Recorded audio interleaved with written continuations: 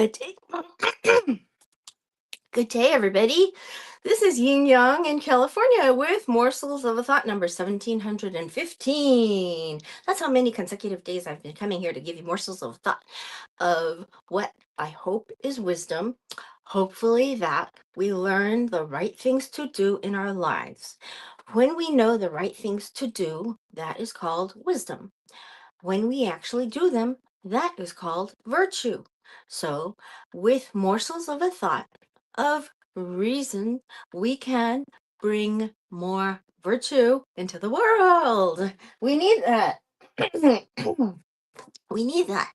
So, I bring you wisdom from people who have experienced experiences.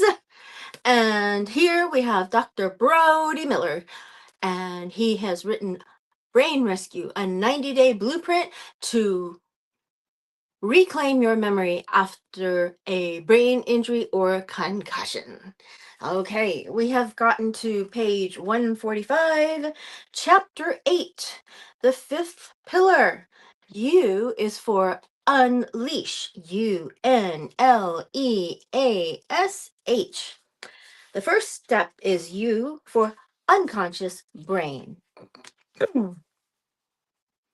Did you know your unconscious brain controls 95% of your thoughts, behaviors, and actions? It's like the invisible driver steering your life. Your unconscious brain is incredibly powerful. It's where your automatic behaviors live, like how you instinctively know how to walk, breathe, or even react without thinking about it. Your conscious brain is what you use to define, articulate, and set goals, but it's your unconscious mind that follows through with all the hundreds of millions of actions necessary to achieve those goals. To help you understand its incredible power, I am going to source from the book The Answer by John Assaraf and Murray Smith. Conscious impulse travels at 120 to 140 miles per hour. Non-conscious impulses travel at speeds of more than 100,000 miles per hour, or 800 times faster than conscious impulses. The conscious brain processes about 2,000 bits of information per second. The non-conscious brain processes about 400 billion bits of information per second. The conscious brain operates with a very short-term memory span, generally limited to about 20 seconds. In my case, about 1, 2. The non-conscious brain remembers everything it experiences forever. Footnote 39. Top-tier neuroscientists like Dr. Andrew Huberman have confirmed this is no longer just a feel-good theory. It's backed by hard science. For someone like you, recovering from a brain injury, understanding and tapping into your unconscious brain is a game changer. Why? Because it's the key to creating new neural connections and rewiring your brain for lasting healing. Focused mental practices like visualization can increase the speed of recovery and even help your brain create stronger pathways to rebuild damaged areas. By learning how to harness the power of your unconscious mind, you can train it to focus on healing and resilience. Techniques like mindfulness, positive affirmations, or specific guided exercises can help shift your brain's automatic responses from stress or frustration to calmness and hope. This can reduce stress hormones, improve sleep, give your brain the space it needs to heal. Mastering this part of your mind doesn't just help you recover, it sets you up for long-term success. It gives you the tools to overcome setbacks, take control of your thoughts, and build a future that's even stronger than before. Recovery starts with belief, and belief starts in your unconscious brain. 5 stages of learning. Learning any new skill behavior, or habit involves progressing through 5 distinct stages. Understanding where you are in this journey will help you overcome doubt, and frustration. As we've discussed, learning new information sparks new ideas. New ideas lead to experiences which create stronger and more vivid memories. Let's apply these ideas to the brain health recovery process. Stronger, more robust memories enhance brain health, and better brain health leads to a better life. Number one, uninformed optimism, unconscious incompetence. At this stage, you simply don't know what you don't know. You simply don't know what you don't know. You are unaware of how much you need to learn or how challenging the road to recovery will be. Ignorance can be blissful, and you may be overconfident, fueled by optimism and a hope of a quick fix. Typical thoughts and feelings. I'll be back to normal in no time. How hard can this really be? I've always been a fast learner. This shouldn't take long. I'll just follow a few tips I found online and I'll be as good as new.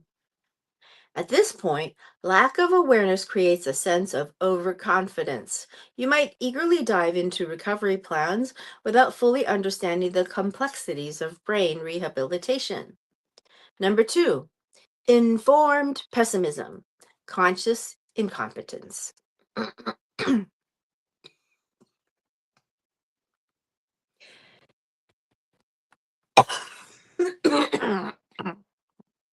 Sorry.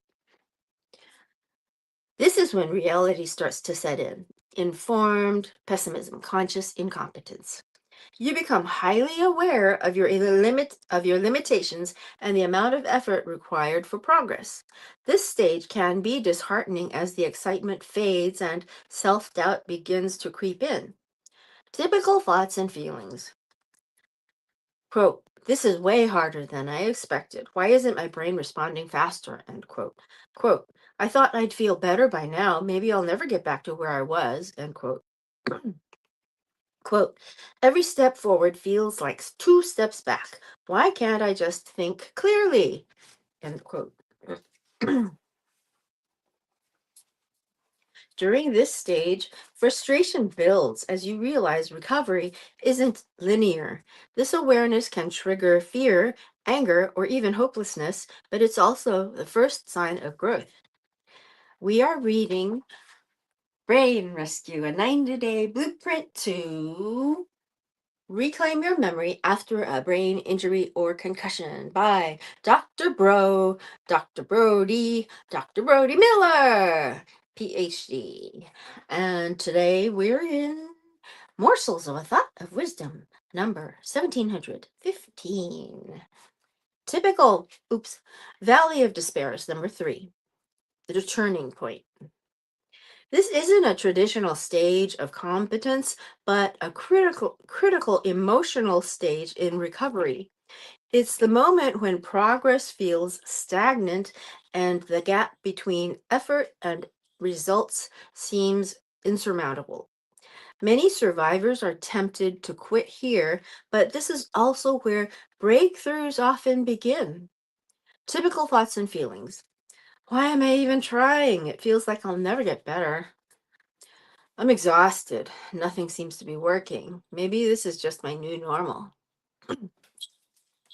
I've done everything they told me to do, but I still feel stuck. While it's the darkest point, the valley of despair is also the turning point. If you can persevere, often with support and guidance, you'll begin to see incremental but meaningful improvements. Please don't give up when you reach this stage, even though it's hard.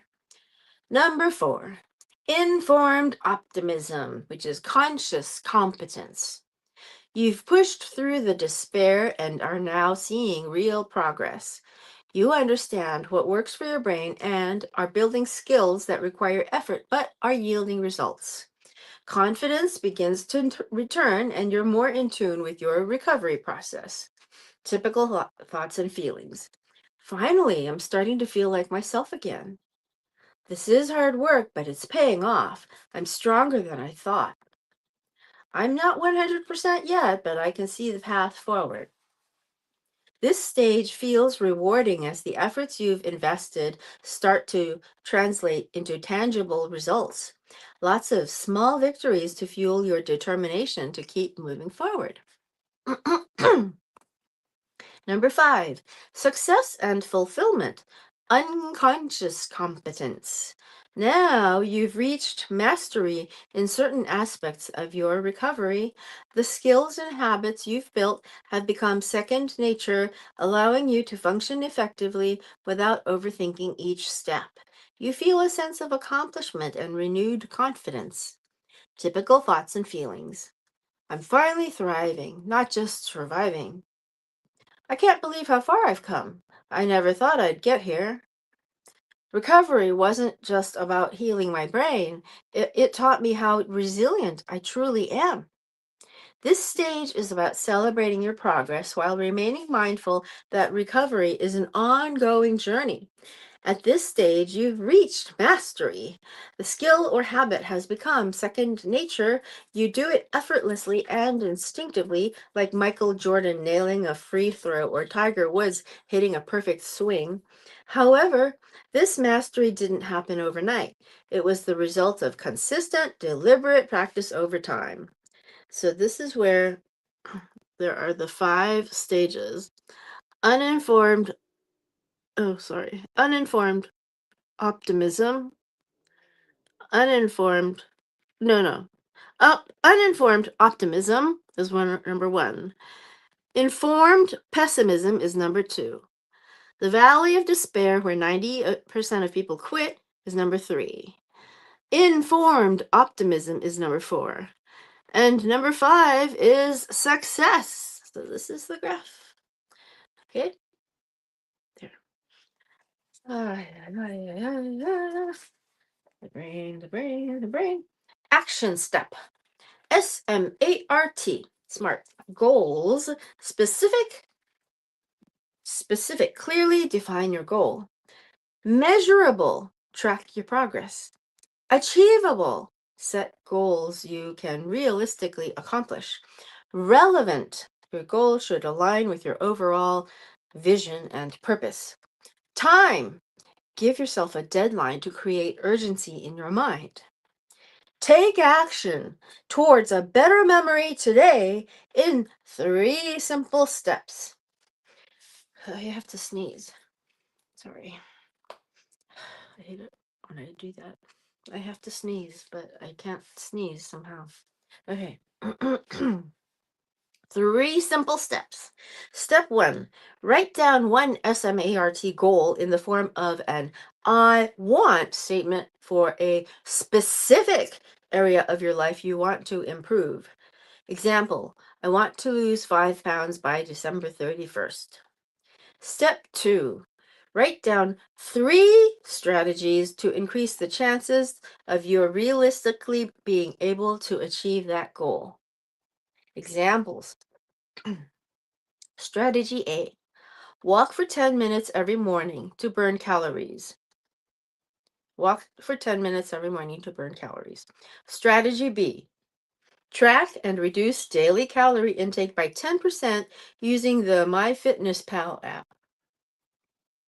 Strategy C, drink 128 fluid ounces of water daily to hydrate the body and reduce hunger pains.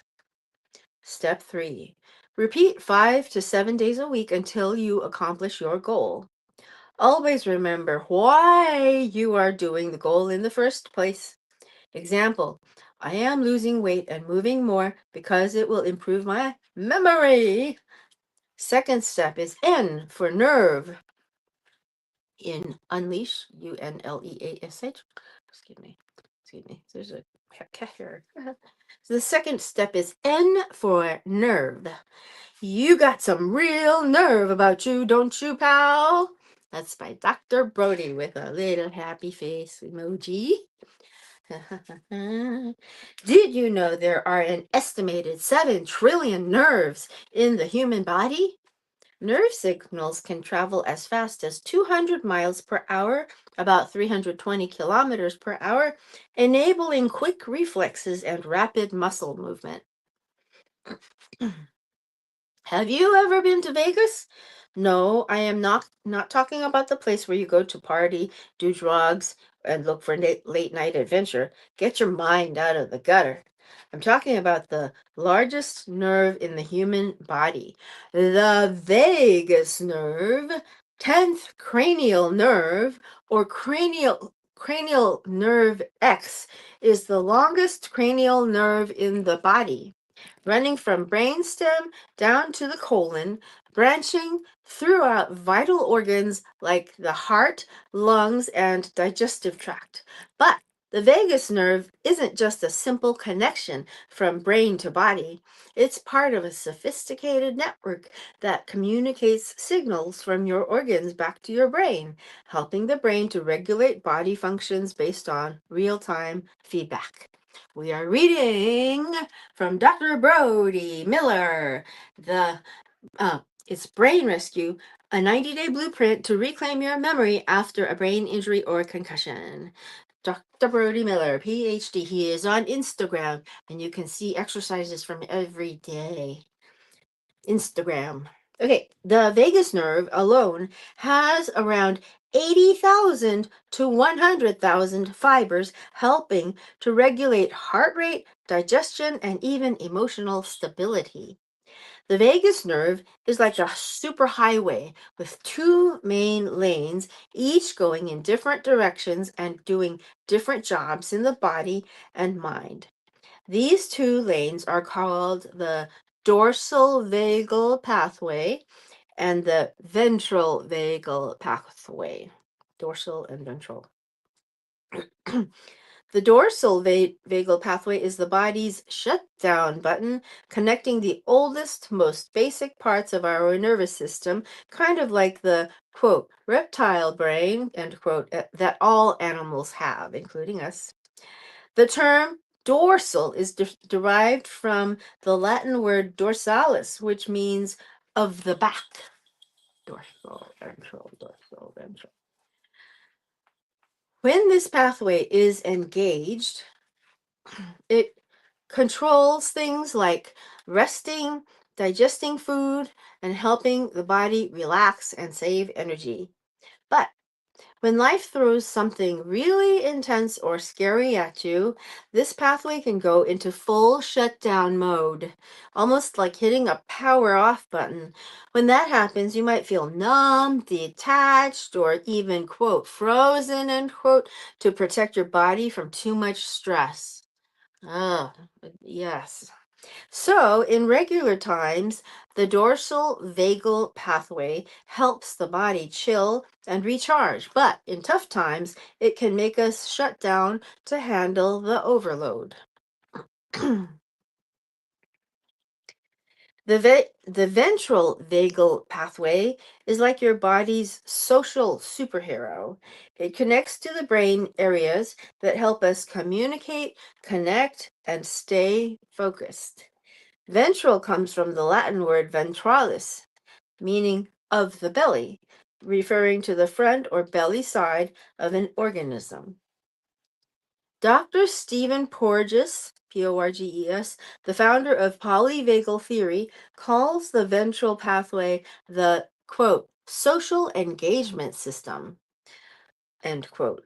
When this pathway is working, it sends messages to your heart and lungs, keeping you calm but alert, perfect for clear thinking and making memories. Unlike the dorsal pathway, which can make you shut down, the ventral vagal pathway helps you stay open and engaged with the world around you. It's what allows you to handle social situations, control your emotions, and really connect with other people.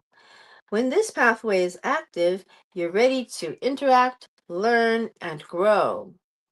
The vagus nerve is unique because it doesn't operate as a simple one-way street.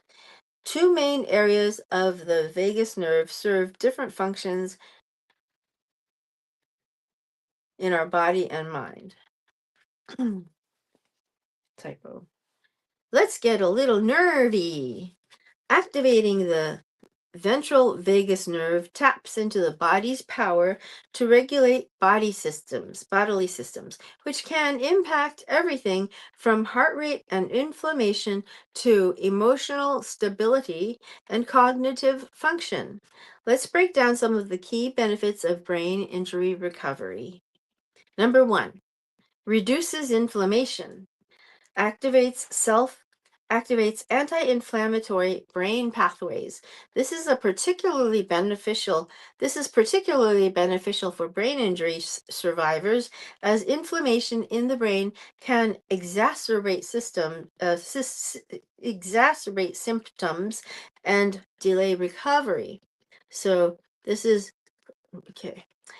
Number 2, regulates the nervous system, helps shift the body out of the fight or flight state, sympathetic dominance, and into a rest and digest state, promoting healing and reducing stress. Number 3, promotes emotional regulation, can reduce symptoms of anxiety, depression, and mood swings by influencing brain areas like the prefrontal cortex and the amygdala. Number 4, better sleep quality. Head injuries often disrupt sleep patients. Activating the vagus nerve can help restore balance to the nervous system, improving sleep duration and quality. Number 5, enhances cognitive functioning. Vagus nerve stimulation has been shown to improve attention, memory, and executive function, which are commonly impaired in brain injury survivors. Number 5, natural ways to stimulate the vagus nerve. Gargling, humming, singing reduces stress and enhances relaxation. Activates throat muscles, promoting parasympathetic response. Number 2, extended exhalations. Long exhales trigger the parasympathetic system, promotes relaxation, and lowers heart rate. Deep breathing. Deep breaths stimulate the vagus nerve via the diaphragm. It calms the nervous system and reduces stress. Deep breathing, deep breaths. Yeah. That's one of the things you have to do is like really breathe. Ay, ay, ay. That was not quite the way I was supposed to do it, but you get the idea. Number 4, cold therapy. Cold exposure activates the vagus nerve and calms the fight or flight response, reduces stress, and lengthens the immune system. Next, we will go into using vagus nerve stimulators, e.g. Truvaga. All right, we will read that next week. And I want to say hello, Dr. Bro, if you're watching this. Hello, Miss Rocio. I want to say hello to John Clark, to John Jones, to Gina Potoff, to Debbie Baza, to Colleen Dracos, to Liz Rose Cantara, to Thelma Pacheco, to Tabitha Davis, and more. Okay, talk to you later. Old Kinderhook.